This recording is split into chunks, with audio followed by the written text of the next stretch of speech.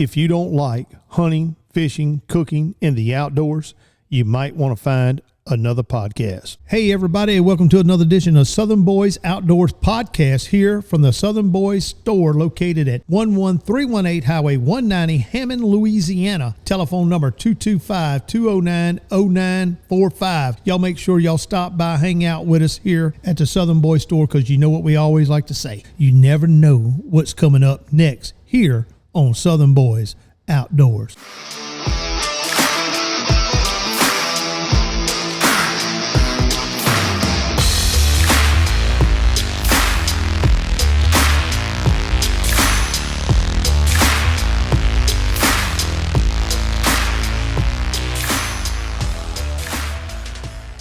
Today in the store, we got Big L, Leon Stilley, Employee of the Month. I am the Employee of the Month with the name on the parking spot. Leon's got his own parking spot here at the Southern Boys store. And we got a good friend of mine that we grew up together in Pumpkin Center, Louisiana. John Starkey's in the house. Call me Jethro Bodine on the highway, just traveling the roads here and there and yonder, hauling that old moo juice. Hauling that old moo juice, huh? Yeah, hauling moo juice. And then our other special guest we got in the house is Dwayne 945 Mitchell. That's it, bud.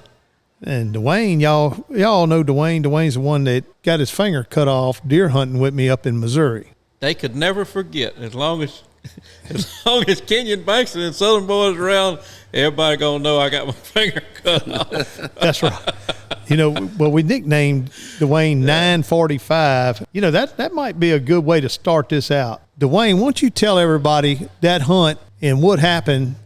Oh, it was a great hunt. I'm talking about it was a great hunt. We was in Missouri, Grant City, Missouri. Went up there with Kenyon, and that morning I had a nice buck come by me. One of the better bucks. I've been to Missouri once before. It's like 10, 12 years ago, but it's only my second trip deer hunting out of state. When we see these nice bucks like that, man, it just gets that blood pumping, you know. That OLP. Yeah, that heart beating. And, yeah. And it was like a, probably, I call it 130 class, you know, 130-inch 8-pointer. And I let him walk 20 yards. Leon would have shot it. He would have been dead. I let him walk, man. He had a big, tall, but I had seen a deer the night before when I got my truck and leaving, going to pick up Ed Green over by where Kenyon was hunting, and this deer was a monster, which Doug wound up eventually killing him. I think he was like, what was it, like a 150? Yeah, 146, 8-point. So, 8-point. Yeah. And that 8 I had points seen that makes deer the night before, so I'm sitting there, I'm like, man, you know, I got one tag. If I shoot this deer, I mean, and then, so an hour or so goes by, and I'm sitting there thinking, I'm like, boy, I messed up. Oh, you actually had an opportunity at that deer? No, the big deer? Yeah. I was in my truck. Oh, okay. But he was on the same ranch. Oh, I got you. That I'm hunting, you know, right, so I knew he was right there in the area. And that bottom I was in went all the way through there, right where he was standing on the north end of that bottom, probably 600 yards from where I was at the time. I let the deer go. Well, here comes this other deer chasing a doe. And I'm like, man, there he is, you know. The LP came out in him. He couldn't take it no more. I got to have him. You can take the boy out of the LP, but you can't ever take the LP out of the boy. And naturally, you know, they always stop right where you can't shoot. Oh, yeah. Behind a cedar. I sit there, I see the deer, but I can't shoot. Man, I'm shooting this brand new Raven crossbow. The 29X. On a shooting stick. The 29X, 450 feet per second. That's it. Bad to the bone crossbow. The deer starts to move, but he don't come my way. He starts up the hill on the other side. So I drop my right shoulder. The last thing I remember doing is just dropping that right shoulder, and where that left hand was, I have no idea. Obviously, it was in the wrong place, because when I pulled the trigger, air and finger and everything went with it. And what was not funny, but after Dwayne cut his finger off, he calls me on the phone, and he's like, hey, I just shot a deer, but I cut the end of my finger off. And I'm like, well, did you get the deer? He goes, Yeah, I got the dang deer. Like he was mad at me. Like, yeah, I got the deer. Yeah. He ain't worried about your finger. No, I wasn't worried about the finger. You get the deer, you know? More concerned with that deer. Yeah. That's the LP come out in him. Right. Look, man, I go down there. I heard the arrow hit the deer, you know, so there was no doubt. But the instant I pulled the trigger, I knew my finger was gone. People say, oh, it probably didn't hurt. It probably severed their nerve. That's a bunch of BS, son. Let me tell you. I was one of those people, Dwayne. If you remember, you were in the emergency room. It hurt when I talked to you on the phone, and I mean, I feel kind of bad looking back on it, but I was just curious. I just said, "Well, did it hurt?" And he said, "Well, heck yeah, it hurt." Yeah. You know. But anyway, I go down there looking for blood, and I got my head down. I'm looking for blood, and there's blood everywhere. But I look down, and half of it's mine. You know, so half of it's mine, some of it's a deer. So I wound up having to hold my arm up behind me and look over my shoulder and walk semi backwards to track the deer. Yeah, because he was actually trailing his own self there for a while. Yeah, but you know, there's a silver lining in everything. How many hits did his post? Oh, I mean, it went viral when we put that picture out. And what happened to Dwayne? It went viral, and it kind of made him like Bo Duke status celebrity. Oh, I'm telling you, I'm a celebrity in Grant City, hey, man. I can look firsthand. I was there this turkey season. A kid about 6-7 years old had just got his ball jersey. Kenyon, what was the number he wanted on his jersey? He wanted 945 after Dwayne, but he ended up getting 45 because he couldn't fit the 9 in front of the 45. He couldn't do that all on And there. look, you should have seen that kid when he got to meet Dwayne 945 Mitchell in person. Oh, yeah. He was some kind of excited. Mm-hmm. Some kind of excited. That was an interesting hunt, and I had to come down out of the tree and go pick up Mr. Ed and go over there, and it runt my hunt. And then it runt my hunt the next day, too, because it was bleeding. So Dwayne cutting his finger off kind of messed me up on 2 of my hunts. And I didn't even kill a deer for the first time in 7 years with my bow up there. And I blame it all on Dwayne. I don't blame you. Because he messed me up with 2 hunts. If he wouldn't cut his finger off, I probably would have killed a deer that morning. Oh, ain't no doubt. I mean, you've done it every year. Or if he would have just manned up and just took it as like, oh, I cut my Put a piece of duct tape on it and move on. Yeah, you know. Well, hey, I was willing to do that. But that second day, boys, I had done everything, exhausted all means I knew to get this thing to stop bleeding. They just did a poor job the first day. When we went to the emergency room on day 2, they had an old doctor there, and he had him like a soldering iron or something other. He cauterized that thing now. He got it done. Oh, he had it smoking in there. Got it tuned in. And ended up, we had a great season up there, and Doug ended up killing that big buck that Dwayne seen, and Dwayne killed that nice buck and had a great time up there. And we named that bottom that Dwayne was hunting in Mitchell's Bottom. And you know what? We never found the end of Dwayne's finger. I looked. When I went and took the blind down, even I looked. We never found as many got that. as many hawks, crows, and eagles that are up there. And you know a little side story? Doug had been hunting, I guess, the opposite end of that ranch. And he just wanted a little different scenery for his last hunt. I mean, the last day, his last hunt. I said, well, come on, man. I know the spot. I said, you got a big cottonwood. It blew down. Said you could sit right there in the fork of this cottonwood, and it's perfect blind. I said, just bring you a chair. Been seeing deer. I've set up in my truck. I see these deer cross back and forth. And so I took Doug down there. The whole way we're talking about what possibilities could have happened to my finger and how to, prevent this and all this. And I'd be darned. Doug shoots a deer, cuts his finger. Did he really? Yeah, but he didn't cut it all the way off. No. But it did. It close. did hit his finger. Really? Another half inch, and he would have been missing one. That goes to show you, as safe as those ravens are, there's still a little room for error. Yeah, Human error. And to the listeners out there, I mean, when you're shooting a crossbow, when you cock it back, it makes a triangle. And that triangle is like the Bermuda Triangle. Don't get in it. Don't get in it. You get your finger in it or whatever, and it goes off, it's going to cut your hand off, your finger off, or whatever.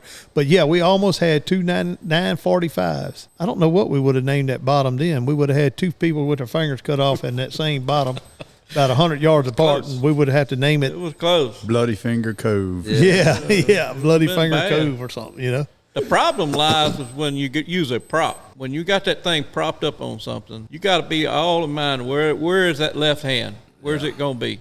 Yep. Don't put it in the triangle. That's right. Yeah, don't put it in the triangle. But man, what a great season we had up there, and Dwayne ended up hanging in, at the camp and cooking and all that stuff, and getting everybody off to the hunt and everything. So, but now we call Dwayne 945. So if you see Dwayne Mitchell, make sure you call him 945. That's his nickname for here on out. That's I think his new handle. I'm going back this year, but we're taking the rifle this year. That's right. Oh boy, that could be Don't put worse. your finger in front of that muzzle. Yeah. Don't set it on your toe, huh? Yeah, don't set it on your toe. All right, now we got John Starkey from Pumpkin Center, Louisiana. Me and John grew up right down the road on Tuttle Road. Tuttle Road. In Pumpkin Center. And so, John, what is one of your most memorable hunts? What's something that brings back that you think about when deer season rolls around? What's one of your hunts you think about? Well, you know Terry Oh, yeah. Carpenter. Me and Terry, we hunt my property a lot up there in Wilmer. Live in the big metropolis of Wilmer now. I got 10 acres up there, but I had at that time I had access to a little over 2,500 acres. He and I went up there. I'm sitting on a stand. It's a lean-to stand. We got it in a gum tree back about 150 yards away from me. He's got a lean-to stand set up in little oak tree. Don't even know how it held his weight up. Yeah. Of course, he was a little bit skinnier back then, but I'm sitting there and I'm watching a doe belly crawl across the road because she smelled my scent. That ain't the only reason she's belly crawling in front of me. There's got to be something else. Then I see them. There's 2 coyotes, and they're following her. They're not belly crawling. They're following her. They're active. They're jumping around. So I'm sitting there waiting. I don't know why I was waiting. I just waiting. They give me the perfect shot. I shot one time and killed both of them in one shot. Both of the coyotes? Both of the coyotes. Not 2 minutes later, I hear a shot from back there in the back, and Terry kills 11 point. Come on. I'm talking one of them. He said, cuz if you wouldn't have shot, you would have never turned. I would have never seen that deer. He said, that deer almost run right over top of me. He said, I was coming out of the stand. He said, because I heard you shoot. He said, yeah, he got him one. Yeah, I got me too. But there was coyotes. And, he got that 11 point. And that was one of the most memorable hunts I've ever done. I said, I did one whenever I was a kid when we all used to ground walk. Yeah. Up in Chipola. That was the first deer I ever killed. Me and Joe DeLone. Joe DeLone. That was a really good hunt for me that day. Oh, yeah. Killing 2 coyotes, getting 2 predators out there, and then your cousin Terry putting a slobber knocker on 11 point. Oh, yeah, yeah. That's pretty awesome. Oh, John was conserving ammo back when he didn't have to. Yeah, he was conserving ammo back then, killing 2 coyotes with Really one got shot. to nowadays. And then also in the house, we got Big L, Leon Stilley. Y'all know Leon works here at the store. Leon, what if you could? You had so many of them, probably memorable hunts. But what was one of your favorite hunts of all time? I'd have to say my old drop time buck out of Missouri. Yeah, Because I called that deer up in the rain, and I got it all on video alone. I was self-filming. I got the whole hunt on video. right. And Now calling him up, you from the Apple iPhone, or you called him up from the old grunt call? the old grunt call, I can tell you, it was one of those days that you love to hunt in Missouri if you're in a box stand. Right. It was cold. It was drizzling rain, and I saw this buck right at daylight. But it was just one of those deals where I just saw him, and I just had the feeling that was him. And the reason I had the feeling it was him was because my buddy saw him cross the road into that farm the night before. So, time goes on, the morning goes on. I saw the deer, and I just start dry calling, just grunting. I'd stick that grunt tube out the window. Now for the listeners out there, when you dry calling, you're calling. A lot of people, they're afraid to call. They're afraid to use that grunt call. But when I'm hunting in Missouri, I'm using the grunt call. You got to have the grunt call and by dry calling, I mean I'm not seeing any deer anywhere in sight. I'm just throwing some sequences out there. Right. And I've done that probably 3 or 4 sequences, and I looked up 250 yards, and I see him going across the field from north to south. Right. I'm facing east. I was like, man, that's a pretty good deer, Drop time, I wasn't even thinking about drop times. Right. So I'm filming him. I'm getting my camera on him and everything. He gets down there about 200 yards, and he's just standing there. He's looking. So I three or four times with that grunt tube. Well, he starts coming to me, but I lose him. I lose him because of the terrain up there. You know, it's kind of rolling hills. And I'm thinking, man, this dumb gun done got away from me. You know, he was a nice buck. Well, a few minutes go by, and looking back on the video, I didn't even realize I'd made a few more grunt calls. Yeah. Okay? And looking back on the video, all of a sudden, that buck pops up 30 yards from me. Come on. And I realized that's the double drop time. But, well, I'm self-filming. I'm trying to get it on film, but I want to kill the deer. So, you know, I'm fumbling around, and my camera hits the stand, and the deer takes off and runs out of my life. Gone. I'm like, oh, man. And it's starting to rain again. It's drizzling rain again. Well, about 3 or 4 minutes go by, and I catch a glimpse of him. You gotta imagine I'm in this big, huge cut bean field. Right. And there's a big pond down there, and you know how the trees kind of grow thick around those ponds. Well, in those trees, through those trees, I had a circle about, you know, as big as this table here, you know, that you could look through. And I just turned my camera. I didn't look for the deer. I just turned my camera in that angle, and I shot. I thought I missed the deer. I didn't realize in real time, I'd knocked the deer down, and his head was just turning back and forth. He was dying. So I shot again, and I still didn't realize I killed him. So I was like, well, climbed down. I said, well, let me go see if I can, see if I hit the deer. Well, I leave my camera rolling. Man, good Lord was with me on that. It was like I saw that deer through that one opening, and I zoomed in on it, and I took the shot and got the whole thing. And then when I walked up, I'm telling you, I had no idea I hit the deer. I was just going to see if I hit him. And I get up there and I see that big white belly. And, those bucks up there go 250, Right. Yeah. And, man, I just went crazy after that. I got up there and realized he was a double drop time buck. Now, he was a Livingston pair 16 point. I caught him in as a 13 point. Right. But he was a fine buck, and I got it all on film, and the Lord was with me for helping me get that camera right where it needed to be. But that's one of my most memorable hunts. I got a few. I could tell another one about old Bucky, but we'll save that for another show. Yeah, that'll be a good another show there for sure, old Bucky. I was like, I know Bucky. Bucky's a good one. And, well, for me, I had a few since Bucky hunts. you had a few Bucky hunts, well, for me, I think my most memorable hunt, since Leon told about his double drop, and I'm like Leon, I got a bunch of hunts that I really enjoyed over the years, but I got old double, and we got both of those bucks hanging here in the store. We got Leon's double drop time hanging here in the store, and we got old double hanging in the store also. And we get a lot of people come here to the store, and they like, hey, where's double? And they take pictures of double hanging on the wall. Double is world famous. World famous. Yep. Now, what happened on that hunt, I'm set up in a box blind.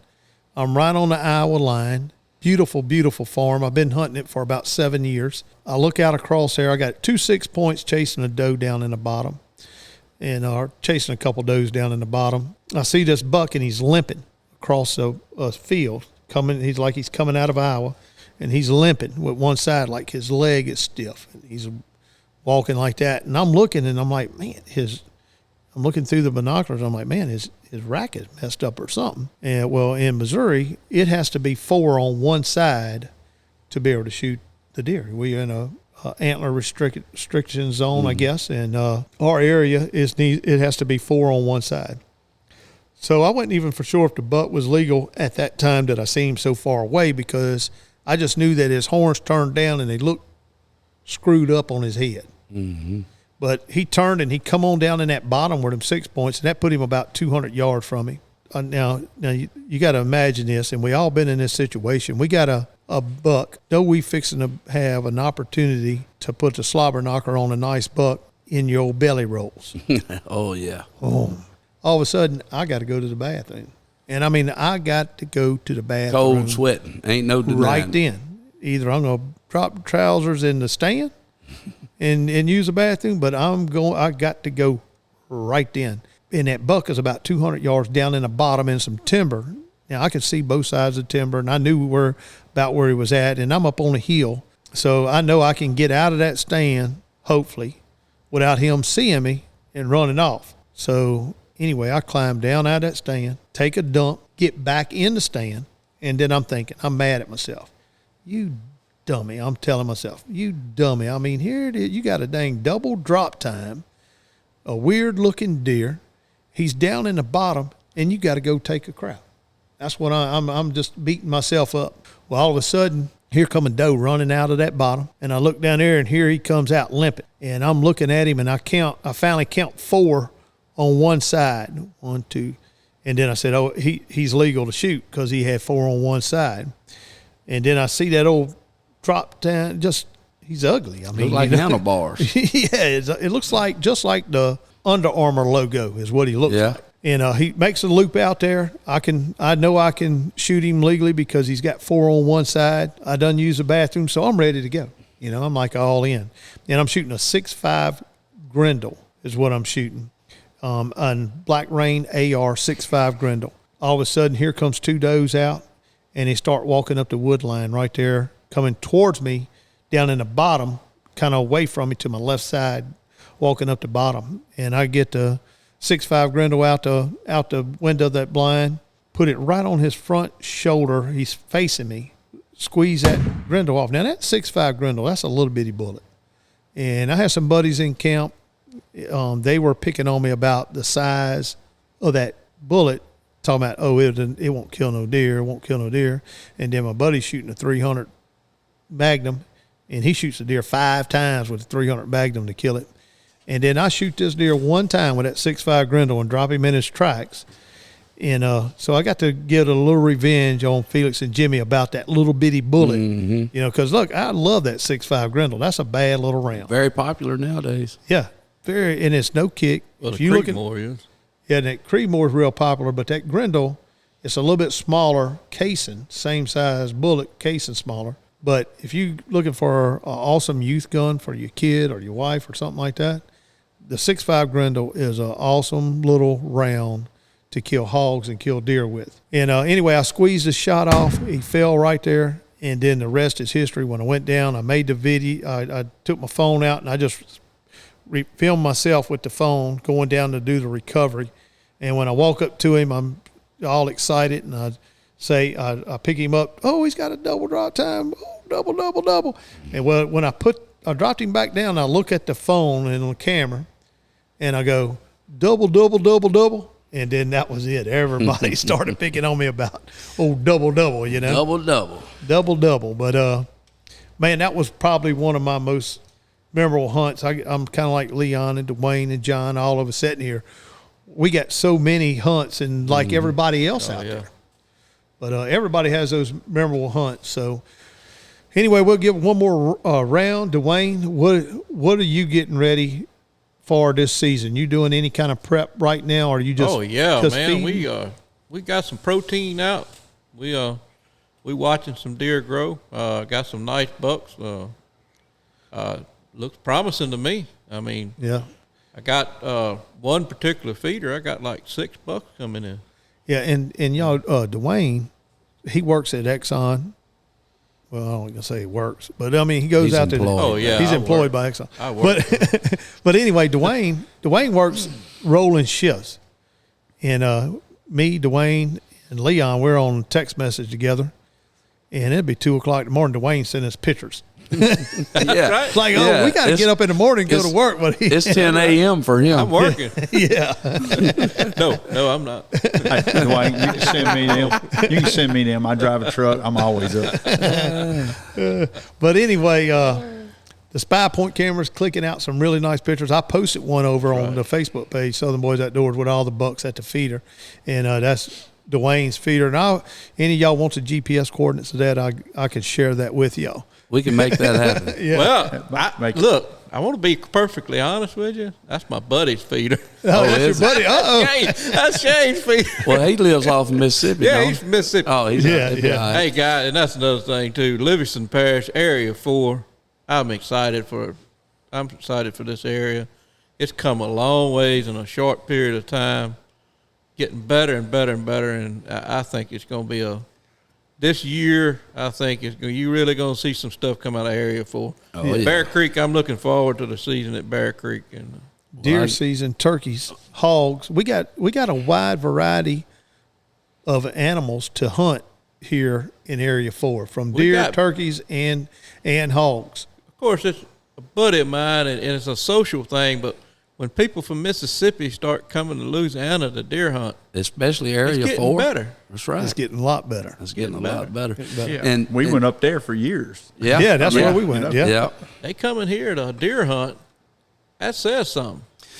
And, you're talking about your protein and all that. What a lot of people don't realize is June 1st, you need to start pumping the protein to them, because just through my observation, I get to look at Kenyon's and Dwayne's and my buddy Chris and Doug's cameras. I get to look at all their cameras. And through the years, I started realizing from June 1st to about the end of June is when they really put their horns on. Right. Yep. I got two little old bucks. June 1st, first time I dumped it out. They showed up and they just had their little nub sticking up. Right. And 14 days later, they're like, golly, that's impressive. And then just last night, they showed up last night, and look, this is going to be 2 Livingston Parish studs, by our standards, And Leon's feeding the mixture of Rack Attack and Sweet Treat. Yep. And I don't know what's in that Sweet Treat, but you put the Sweet Treat out and you're going to see bucks. I guarantee it. If you got a buck in your area and you put the Sweet Treat out, they coming. He's coming to eat. I mean, I've been paying attention to it. No doubt about it. They are sure like it. They tearing it up. And not only the bucks, but you got to think about these does are going to start dropping these fawns, and you want these does to be fat and healthy. Yep. When they start nursing these fawns, I think they have a lot better chance of success of growing them off. It's good to feed them year round, but this time of year, pump the protein to them. Right. And it's mostly timber company land these days, and the mass crops, the hardwoods are for the most part gone. Yeah. Right. So if we don't help them, I mean, you're looking at probably reducing the carrying capacity of your land significantly if you don't get out there and help these deer. And I think that's what's helping our deer numbers and turkey numbers and hog numbers, which we really wouldn't say we want to like totally eliminate hogs, because it kind of gives you something else to hunt out there. All the hardwoods being cut down. And now everybody's got feeders and keeping their feeders filled and feeding the deer and the wildlife year round. You got more and more people doing that. And I think that has a lot to do and very important for our area, because there's nothing a deer benefits out of a pine tree except for when it's a little pine thicket that he can live in. Yep. But once them pine trees get big, don't do anything for the deer. Right. Yeah, and you talk about hogs now. People say that you cannot control the hog population. I've proven that wrong. You can control them. You got to get mad at them. You might not eliminate them. You're not going to eliminate them, but you can control them. I promise you. Right. Because we've done it. I mean, but you got to commit it. You got to get committed, and you got to pull out all the stops. And everybody's got to be on board with you. That's right. Right. And you can't one person do it. Well, now with the Hog Boss gate system makes it so much easier and really affordable for a hunting club to get together and buy one of those gates. Right. They're about $1,300, and then you buy you can buy the wire and build your own round pen and leave an 8-foot opening, feed in it. Hogs start coming in there, and you want to catch that whole sounder of hogs. Right. You want to catch all of them. Be patient And catch all of them. And you using a spy point trail camera, you're using a camera, you can see what's going on at the trap. And then once you get them all in there, you just hit a button on your phone. You just call it or text it. Drops, you catch the whole sounder. And that's when you really start putting a dent in the hog population, is when you catching the whole sounder. You got to get those mature sows. Right. That's a big thing there, the mature sows. I mean, it's fun to kill these big boars. I mean, because, they kind of like trophy status, cutters, whatever. They're not that good to eat. I mean, I have ate them, but, I mean, they're not a real good eating hog, but it's just fun to kill a big boar. But to do damage to the hog population, You want to get those mature sows out of there. That's right. And you can catch these younger hogs in just conventional traps. It's not that difficult. Them old sows is smart. I'm telling you. Real smart. They smart. I mean, and that cellular gate system, that hog boss. Oh man, look. That hog boss is a ticket. What we did, we got 11,000 acres, over 11,000 acres. We have 3 of those corrals. Feed in those corrals, and when the hogs come in, whichever pen they're at, we move the gate to it. Well, this past weekend, I got to spend the weekend with Doug Scheckschneider and Chris Bankson up there at Sanctuary, and they came in and bought the hog boss system.